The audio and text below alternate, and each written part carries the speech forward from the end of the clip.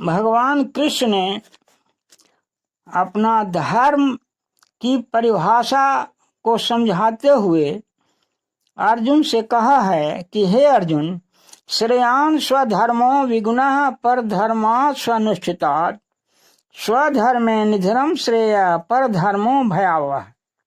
अच्छी प्रकार आचरण में लाए हुए दूसरे का धर्म से गुण रहित भी अपना धर्म अति उत्तम है।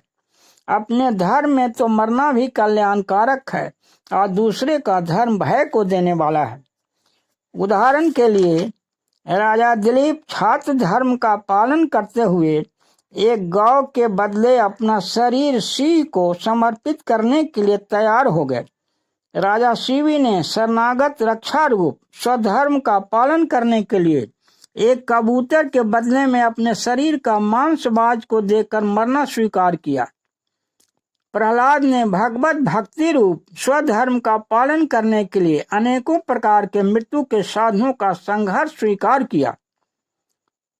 उसी प्रकार कहा गया है कि मरण संकट उपस्थित होने पर भी मनुष्य को चाहिए कि वह हंसते हंसते मृत्यु को वरण कर ले, पर स्वधर्म का त्याग किसी भी हालत में न करे। इसी में उसका सब प्रकार से कल्याण है।